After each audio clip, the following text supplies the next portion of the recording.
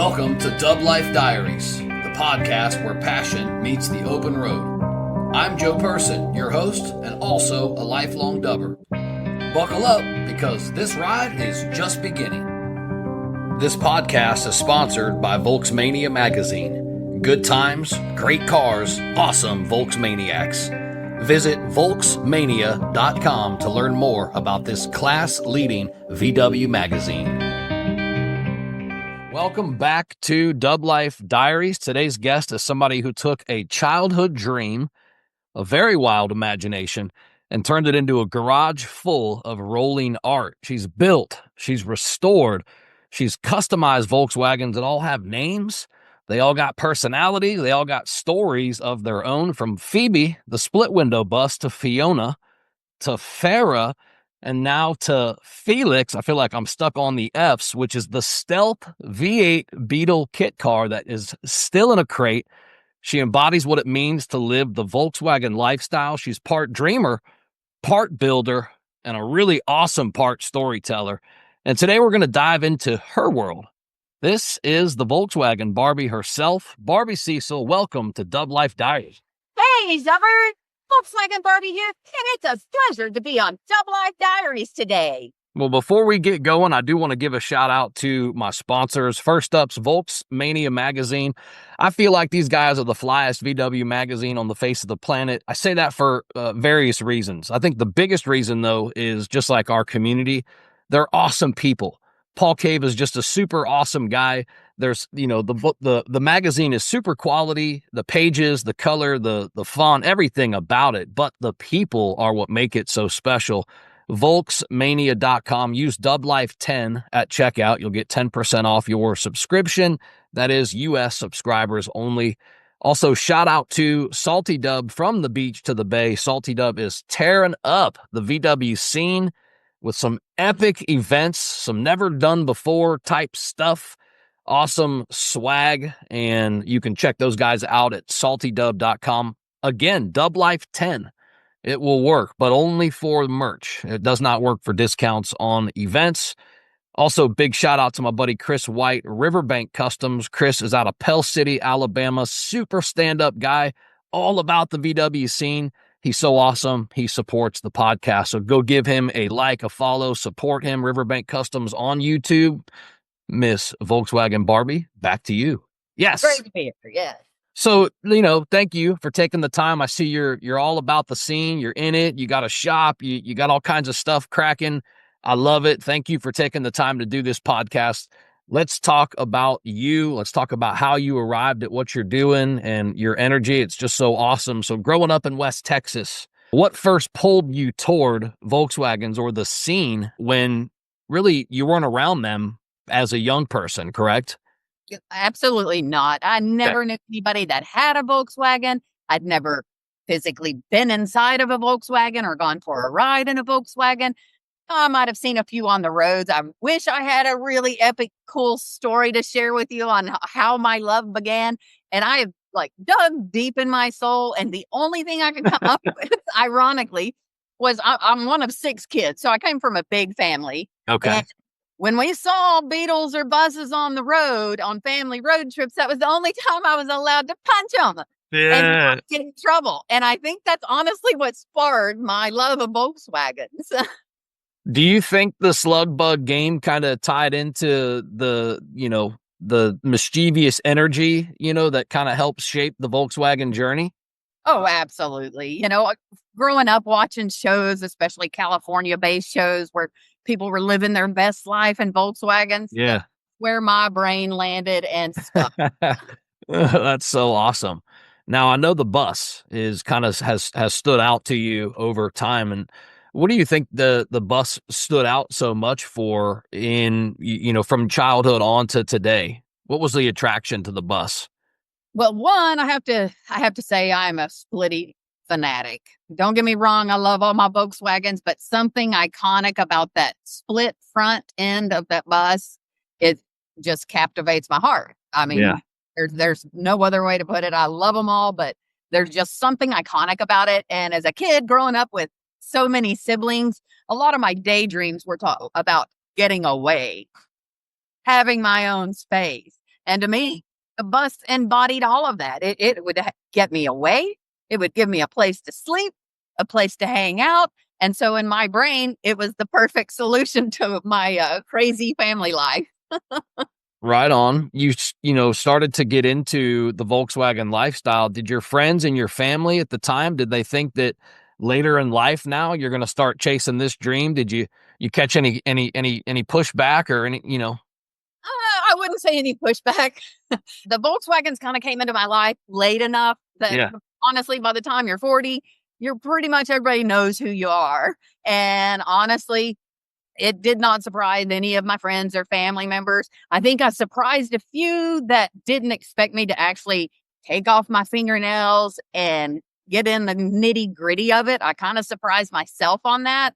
When I first started with Phoebe, I had no mechanical experience whatsoever. And my husband however, he'd never worked on air-cooled engines. So it was a whole new beast. So a lot of Phoebe I did have to hire out. And, I had a couple of guys come over and help me and poke her engine in, change her suspension out and all of that. And I guess there's a little bit of shame in not fixing your own stuff Mm-hmm. that I started to feel. And I got tired of asking people, and people move on. You find a great mechanic, and then the next thing you know, they've moved on. Yeah. And I got to the point that I wanted to become reliable on myself only. I want to get my buses. I want to know them inside and out and be able to take them to Canada on a solo trip if I choose to.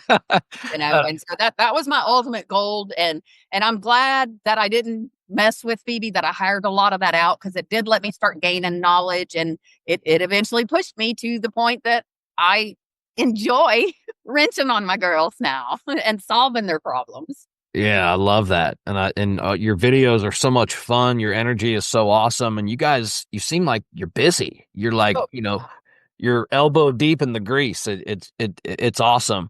Do you think that people who fall in love with VWs are wired differently? absolutely. I think it just comes with a more patient mind, a more open aspect on everything in life. I've been in a lot of car scenes with my husband being into muscle cars. I've done in my 20s, I've toured with the monster truck rallies. I've done circle track and drag strip, and all the car clubs I've known. It's always been about who has the bigger motor, who has the faster car, and that's what I love about Volkswagens. Yes, I doll mine up and they're pretty, but you know what? I love the rat rods just as much. And what I find in the Volkswagen community, it's never about comparison. It is about the love of you and your vehicle, regardless of its state. And that's just being good humans. And that's Yeah, for what I sure. surround myself by. Yeah, I love that. I agree with that. I think it's more about the people than it is the cars. Yeah. The cars are kind of the icing. Yes.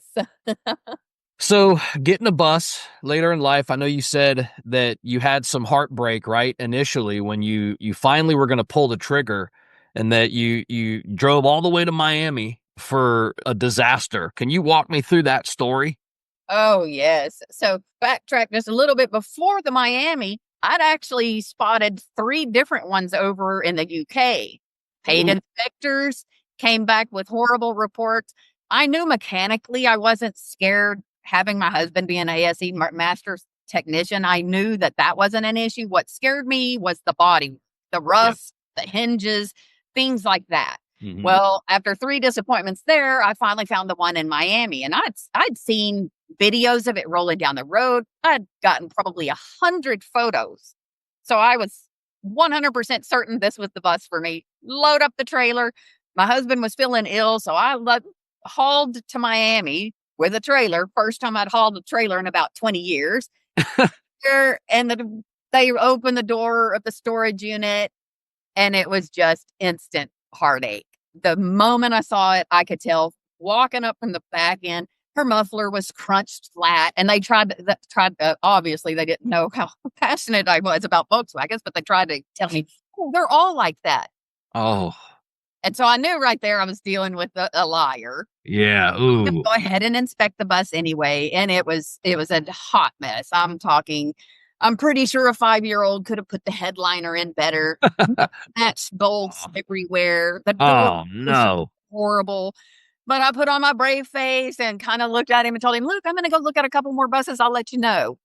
In reality, I was crushed. I went back to the hotel and I cried. I cried a little bit because I was so certain. And it was just more of a project at that point, being my first Volkswagen, than I was willing to like dive into. So I sat in the hotel room and I thought, well, while I'm out of my general area, Google might produce some other like content that I haven't seen. So pop on Google, do a little search, and I find like 30 minutes from my hotel were phenomenal buses.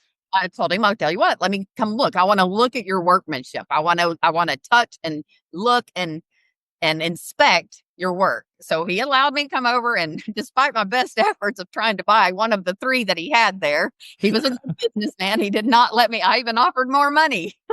But he did tell me he would import one, and I laid down the rules. I told him I really didn't care mechanically if she was sound or not, even though he said that they rebuild the engines and transmissions and all of that. Told him my big deal was the body work and the door closures and the little things like that that are pain to fix. Mm-hmm. So I put down a deposit, came back home and waited for about 6 months. And in the meantime, we were corresponding. I was picking out colors and picking out curtains and picking out the layout and what options I wanted in it. Dang. And so I cheated. I feel like I cheated a little bit, but the overhaul I have given her has redeemed me because getting her home was a whole different story. I mean, you can look pretty all day long, but if she doesn't drive, there's heartache. There's more heartache on the way. That's right. That's right. So what were some of those biggest surprises that you realized after you brought her home? Well, ironically, I didn't even have to get her home to realize the first error I was going to have to address. So obviously my Miami area is very crowded. You're not going to get a big truck and trailer everywhere. So I had to park the trailer, drive the truck over, make the deal, and then get the bus over to the trailer. So maybe 5 blocks, and immediately I could tell there was not enough power.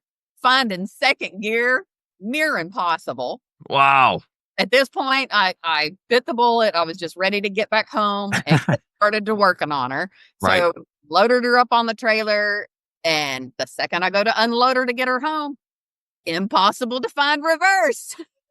Oh no. Yes. So I had one car show, and it was actually our rare air car show 3 or 4 years ago, my first one. I went ahead and took her as is because I had just gotten her less than 30 days. I wanted to show her off regardless. Sure. After that show, she came straight home, got put up on blocks, engine, suspension yanked out, and she sat on blocks for 6 months while I waited on Powerhouse to build me a good engine. Wow. So yeah, walk me through now. What she built like, I guess. How'd you go from what upgrades? So obviously the first thing I needed to do, because I'm not getting her just to put her in shows, I drive her. If I'm going to the grocery store, I've got 12 cars. That's the one I usually want to take, unless it's raining. So the first thing I did was her engine. So we pulled out her rebuilt engine that was leaking like a sieve. Powerhouse built me a 2110. Ooh. Full carb. They're Weber 44s. Okay. And because the engine was going to have about 150 horsepower, they told me 145, but when dynoed, it was about 150. Dang. Yeah. So that'll move her. Thing. Yeah. But with that, it opens a whole new can of worms. You have to stop. That's kind of important. Kinda. And with the additional power, she wanted to fishtail a little bit. So suspension issues were in there. So it just kind of started compiling. And at that point, I was also having some wiring issues. So it was time to pretty much gut her. And I thought, while the engine was out and waiting for Powerhouse to be shipped, the new one to be shipped, it was a good time to go ahead and yank every wire out of her, yank her suspension out, put disc brakes on her. So I found a company out of the Netherlands called Red 9 Design that do independent coilover suspension kits. And I have been so impressed with her drivability after that. Wow. That I'm putting that in my pink bus.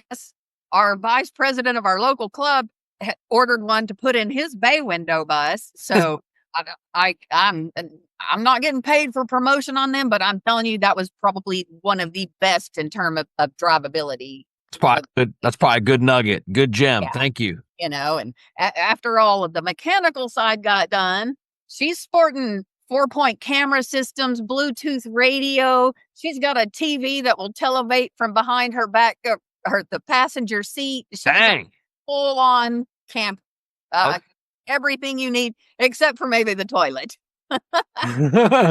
So when you think of a bus like this, that's now so built and probably a lot invested, do you think that people kind of maybe glamorize owning a bus without realizing how much money actually has to go into them to get them to look like yours? Oh, wow. Absolutely. Every car show I take or two, the patrons will be, oh, that's my dream car. I want one of those. And I tell them, dude, I got $100,000 in this thing. Yeah, it is. It's an expensive hobby, but it is. But not so worth it. being retired, that's the perfect place to put my money. Yeah, I love it. I love it. So let's fast forward just a little bit to Farrah. Tell me about how Farrah came into your life. So Farrah came into my life. I had kind of been interested in a bay window. I wanted another bus. I wanted another project. And this time I wanted to be the one to do a lot of that. And so that was my goal with her, because I hired so much out with Phoebe. I wanted to get my hands dirty this time.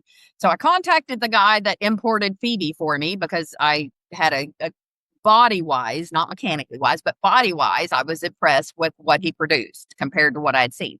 Told him basically, I'm looking for a bay window bus. I don't even care if it has an engine or a suspension. I need the chassis and the body, and I'll handle it from there. So it took about a year, and he still hadn't hollered back at me. And finally, one day he called me and he's like, well, Barbie, I found you a bay window bus.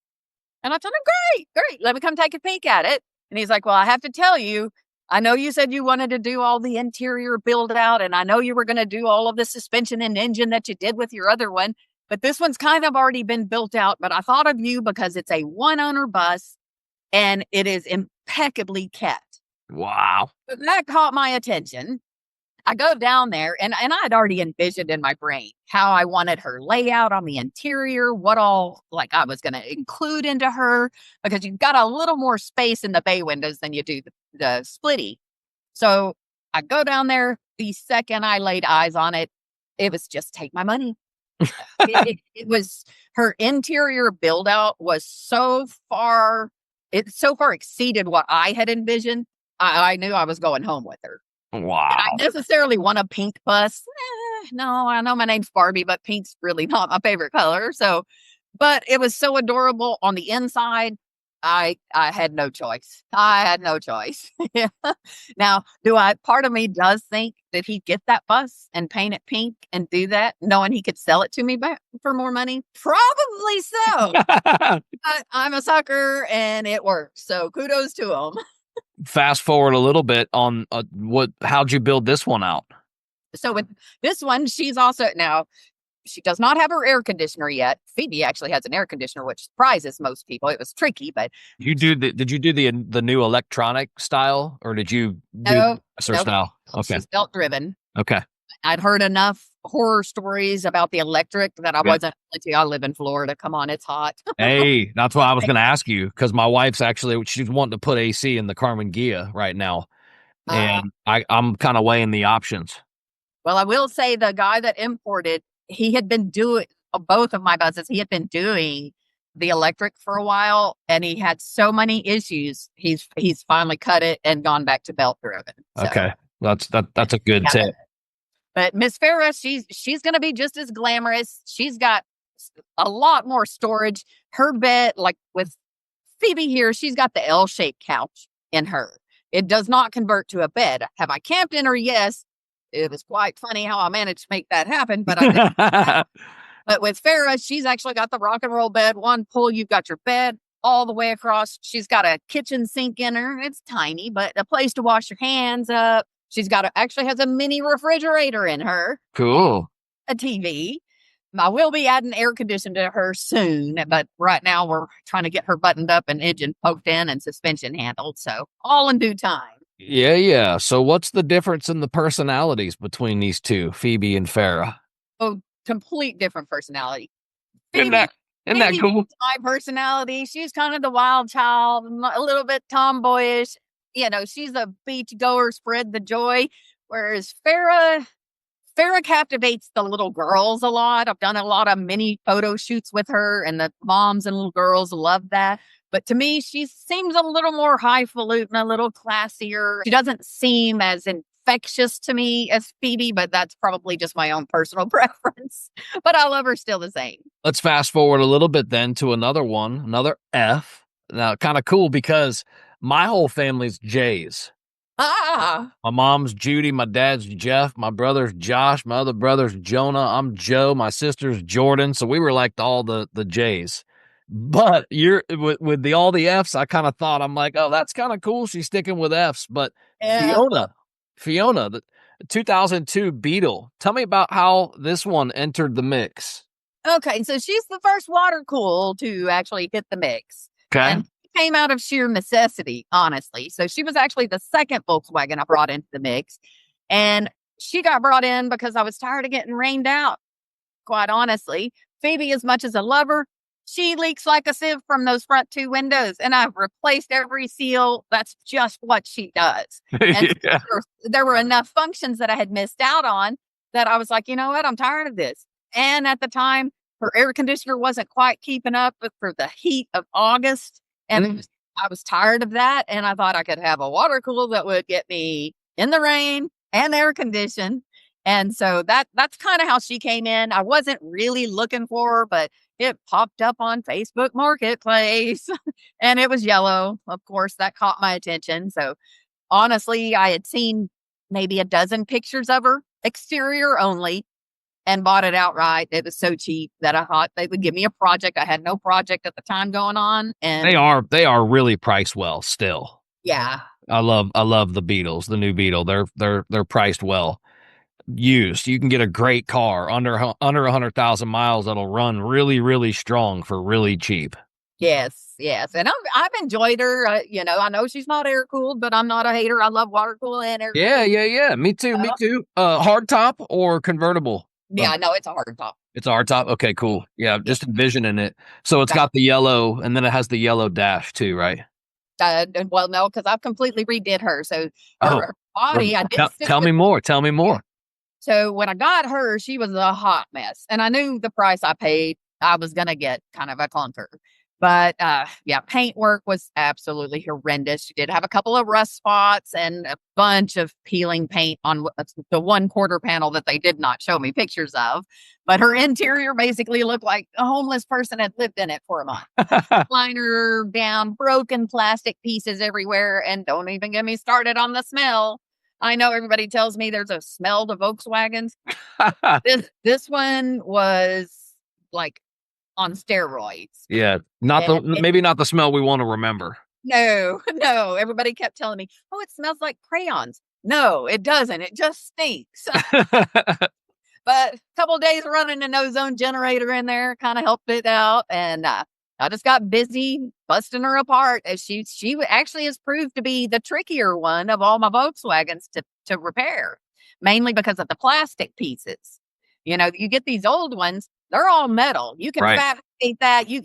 Which Right. you can make plastic a little bit now with 3D printing and all, but that was the big trick with Fiona was all of the broken plastic pieces. I had to, tearing her dash apart, just little plastic tabs popping off everywhere. Well, Oh the yeah.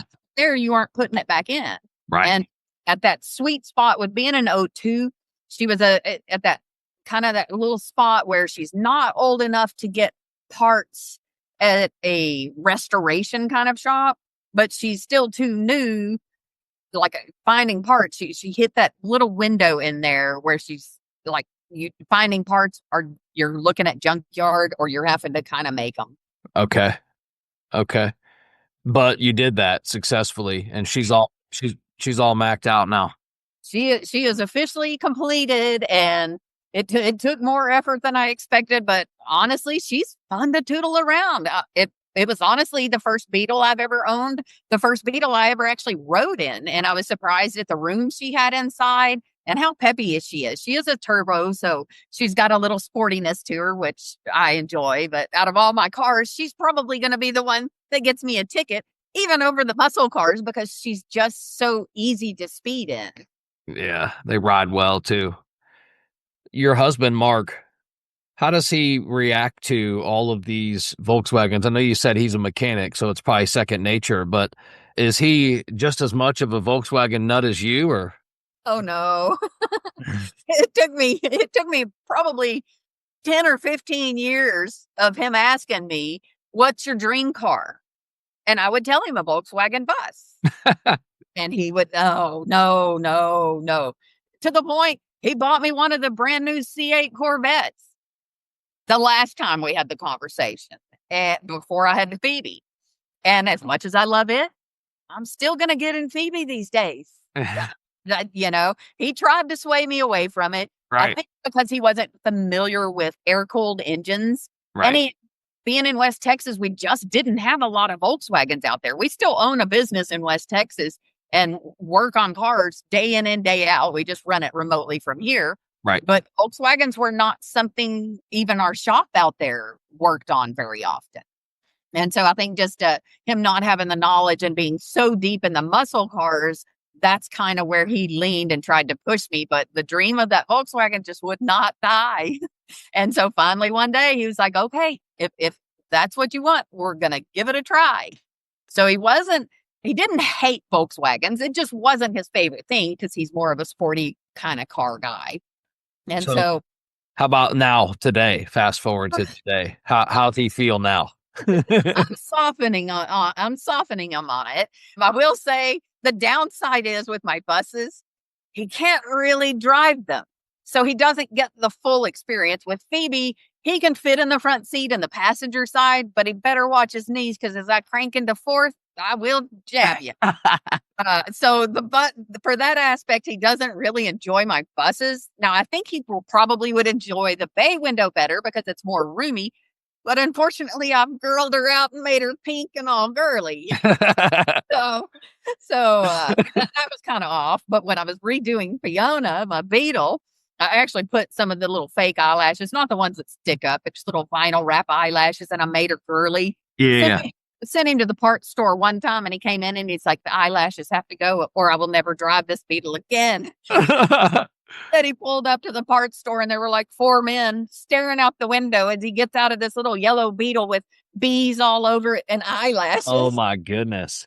Well, let's talk about something that he does approve of then. Let's talk about this stealth Beetle kit car Yeah. concept.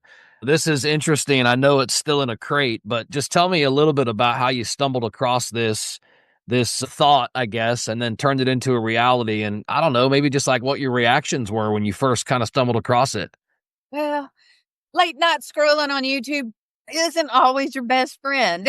And it was just one of those, can't turn your brain off, sit on the computer, watch Volkswagen stuff. And here comes this Beetle.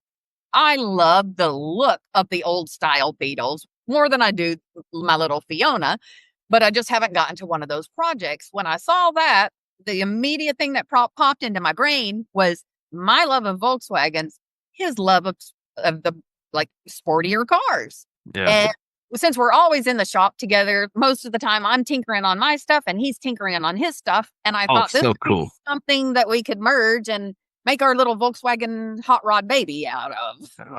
Oh, So cool.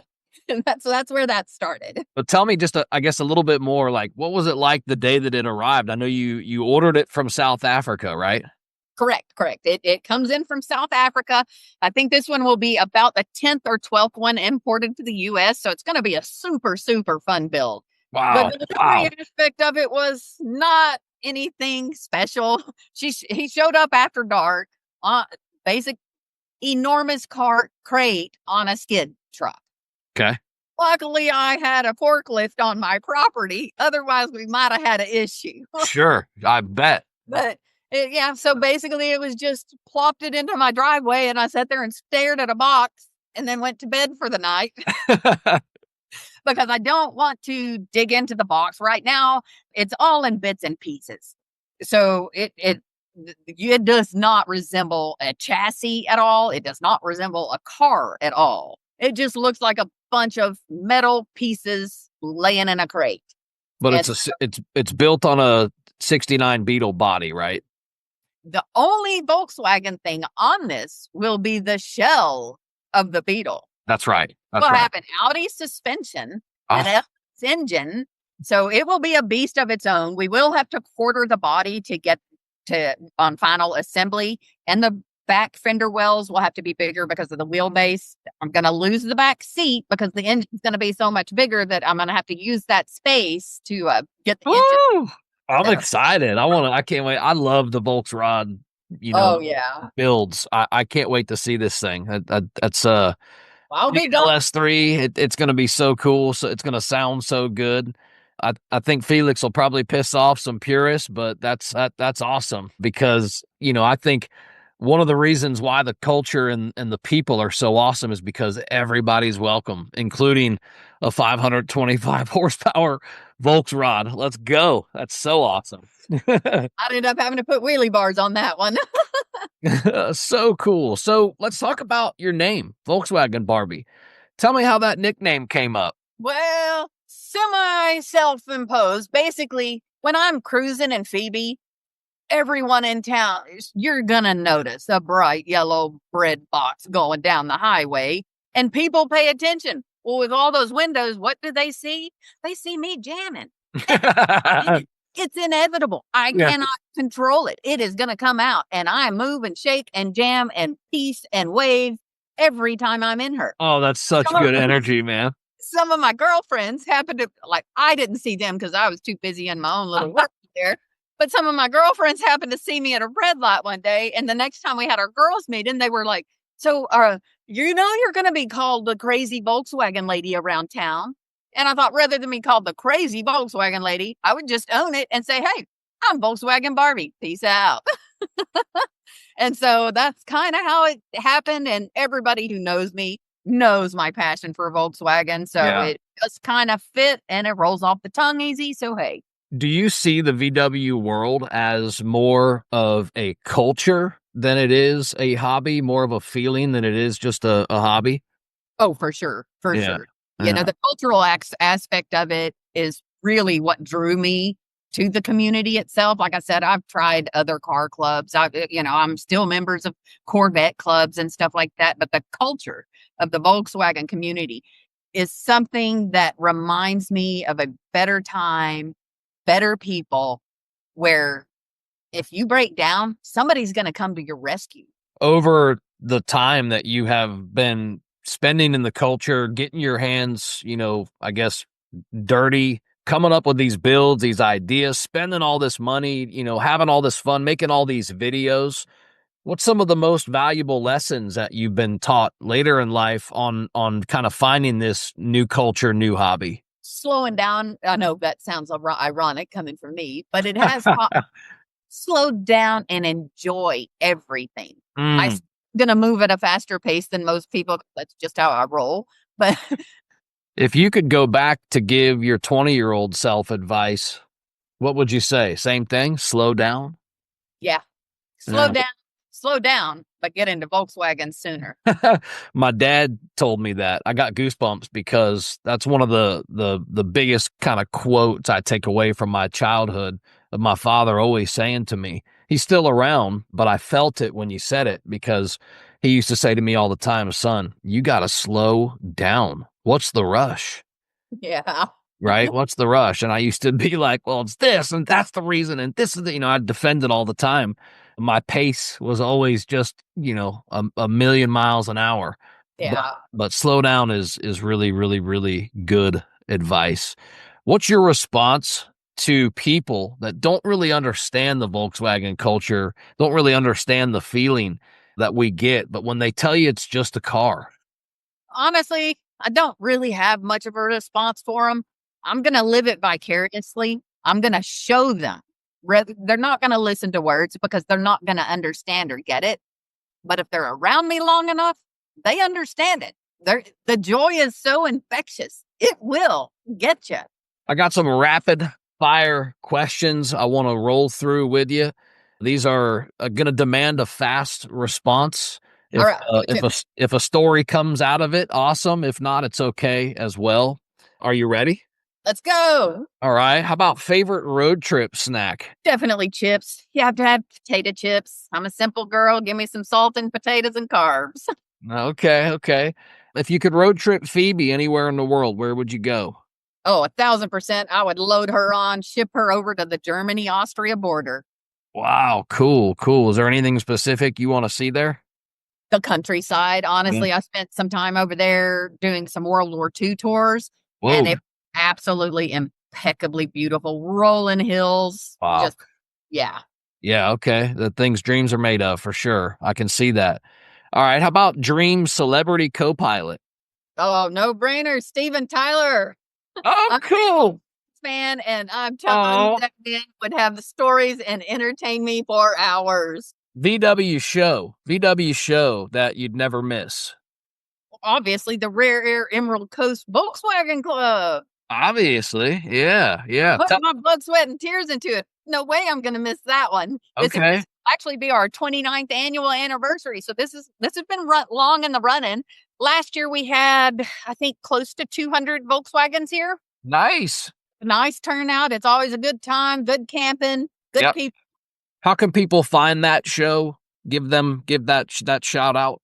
Yeah, everybody can find out about our show. We've got an event and a page, both posted on Facebook. Look for the 29th annual anniversary Rare Air Emerald Coast Volkswagen Club. It's a Awesome. mouth. How about hardest part? Hardest part about being a VW owner. Hardest part.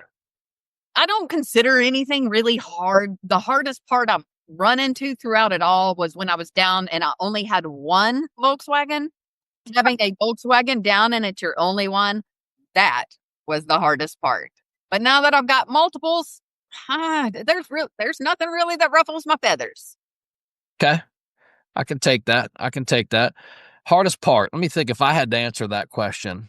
Hardest part for me would be not and this is more of maybe something I'm admitting than something but anyway, I'd say not every single day am I as happy as I can be. But when I get in my car, it's impossible for me to not have the kind of the people that smile, give me thumbs up. I hear all kinds of people yelling at me, especially when my windshield's down and, and I'm cruising, I got a thing. So it creates a lot of attention. But I guess my point was I'm not always in the mood to deal with the happiness that's thrown my way. So I would say the hardest part is changing that switch every single time I get in my car. But in defense of that, sometimes that's why I get in my car. That's exactly what I do. Right? I'm like, you know what? I'm having a tough day. I'm going cruising. And I come home and I sure ain't having a tough day anymore. Funny thing is, if I wake up and I'm in a cranky mood, because it does happen occasionally, but if I'm even remotely cranky, all my husband does is tell me, go for a ride in your Volkswagen. Yeah, see, that's what I'm talking about. Yeah. So to me, that's kind of the hard part is turning that switch, because but anyhow, okay. How about this one? This is a good one. Most overrated VW model of all time. Overrated. Come on now. My mama told me if there wasn't anything nice to say, not to say anything Hey. at all. All right. Let's go flip side then. How about underrated? What's the most underrated VW model? I'm kind of partial to the Carmen Gias. You don't see them as much. And a lot of people, not necessarily in the Volkswagen community, but just out in public in general, a lot of people don't understand what that is. You're right. Appreciate it. So to me, that probably is going to sneak up in a future project one day. Cool. Yeah, my wife has one. It was the only Volkswagen that she wanted, especially after she did some research and, found out how it was designed and all that fun stuff. But then our snag or our hang up was she didn't want to drive a stick shift. She was like, no, if I'm going to get a classic car, I'm going to get one I can enjoy. I don't want to have to work that hard. I'm like, oh, okay. So I found her a Barbie Gia, which is a 71 with an auto stick. So there's no clutch. So there's no excuse. One owner, 46,000 miles sitting up in a barn in Pennsylvania. Oh, man. Oh, yeah, man. I drove up there and snagged that thing. a couple years ago. But yeah, that's that's her car. She loves the Carmen Ghia. It's a great. But what you said is so true. All the time we're driving that thing. If we're downtown, we park it. We're getting lunch, even though it's got labels and branding on it. People always say, "Man, what the hell is that thing?" Yeah. Right? I'm like, "Oh, it's a Carmen Ghia." They're like, "That's a Volkswagen?" It's Yeah. like, yeah, it's not, to us that are in the culture, we see them everywhere. It's not that big of a Yeah. deal. I'm like desensitized to it, but you're right. To the public, they always wonder what it is. Yeah. Yeah. Okay. All right. How about parting advice? If you have what do you want to tell the Volkswagen community? Any parting advice? Never lose your sparkle. Honestly, if I were to give advice, don't be afraid to tackle things on your own. YouTube and the Volkswagen community itself, the family that we are, you will be trained. Just take the risk. Go out there, make it happen. I had Annie's VW on recently on the podcast, and she said something that was so awesome that I'll repeat now. She said when a woman is in a shop setting and she asks a question, it doesn't mean that she wants you to take the tool from her and go show her. She just wants the guidance and wants you to guide her or whatever, but she wants to do the damn stuff herself. So she's like, stop taking the tools out of the woman's hands. Yeah. I thought that was like so awesome. Yeah, I will say most of the people that help me with my bus, because I'm not going to pull a suspension out just by myself. I've got all the equipment, like Sure. raising table, but it requires extra hands from time to time. But Mm-hmm. with Farrah right now, I've got Joe over here helping me, and every time he tries to take a tool, I'm like, no, if I can do that, I want it. You might have to tell me, you might have to show me, but then my hands are going to do it so that I learn for next time. And I'm also video documenting all of this as I'm going along, because I know there will be parts of it that I'll forget, Mhm. And so for future reference, I will be able to go back on the tags that I have put on all my videos and immediately figure out if I'm working on a door and having issues, if I'm working on an engine and having issues, go watch my own videos. Oh, cool. Yeah, good cue. Where can people find you, just in case they don't know, which a lot of the community does know, but just in case somebody is inspired and they're listening to this podcast, they don't know who you are just yet, where can they find you and follow the journey? Hey, well, I kept it really simple, and I was actually shocked that all of these had not been taken already. But honestly, Facebook, Instagram, YouTube, Volkswagen Barbie. Keep it simple, straight across on all platforms. Y'all check her out. She's so much fun. She's so animated. The mechanical knowledge, everything's there, and everything's in the videos. It's so much fun. And that's a wrap for this episode of DubLife Diaries. Thanks for riding along with us and diving into these incredible stories of the people and the dubs that drive their dreams. If you love today's episode, don't forget to subscribe or hit that follow button so you never miss an adventure. Do you have a story to tell or know somebody else who's living the dub life? Awesome! Reach out to us. You can find us on all socials at DubLife Diaries, or shoot me an email. I'm not hard to find. DubLifeDiaries@gmail.com. Until next time, keep the engines humming and the wheels turning, and always follow the road that inspires you. This is Joe Person. I'm signing off. I'll catch you on the next ride.